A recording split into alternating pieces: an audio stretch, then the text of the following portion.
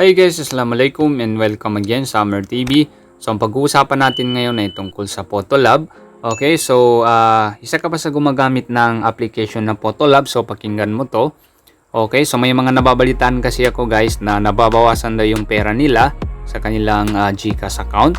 So ang baka dahilan niyan is dahil sa paggamit mo ng application na Photolab. Okay, so ayan, nag-install tayo ngayon ng Photolab sa ating cellphone.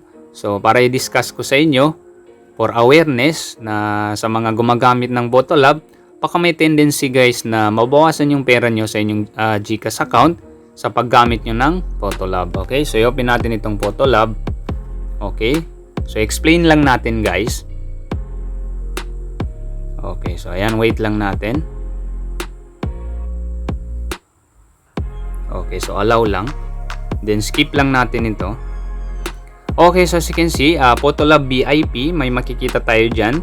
So, get access to VIP features. Okay, so para ma-access natin yung pinaka-special features ni Photolab, so meron tayong babayaran. So, ayan, premium effects, no watermarks, no ads. Okay, so most popular, ayan, meron tayong 1 week na babayaran, 440 per week. Okay, so as you can see, merong 3 days free trial. So yung free trial guys is libre yan siya, wala tayong babayaran. Pero after 3 days, dun na magsisimula yung pagbabayad natin ng ating premium sa kay Photolab. Okay, so sa mga hindi pa alam to guys, much better na i-install nyo na lang yung Photolab sa inyong cellphone. Kasi may tendency talaga na mabawasan kayo ng pera. Okay? So, for example, pindutin lang natin itong 3 days free trial. Okay? So, ayan.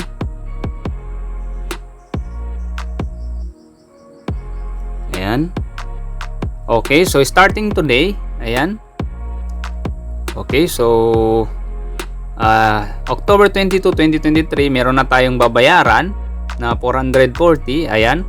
So as you can see, may makikita tayong GCash account dito sa ibaba. So nandyan yung GCash number natin.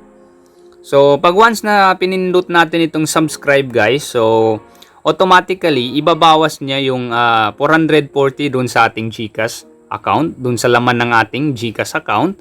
Okay, so within 3 days wala pa tayong babayaran guys, kasi may 3-day free trial sila.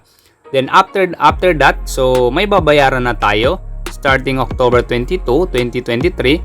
So since 19 ngayon, October 19 ngayon. So pag-abot ng October 22, 2023, so doon na mag-start yung babayaran natin guys. Okay? So ayan.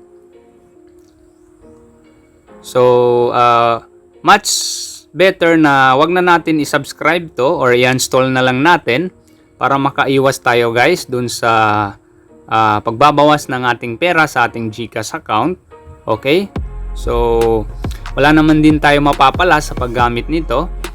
Okay? So this is awareness guys. Gusto ko lang kayo i-aware na kung gagamit kayo ng ganito, much better na alamin muna natin yung magiging resulta. Okay?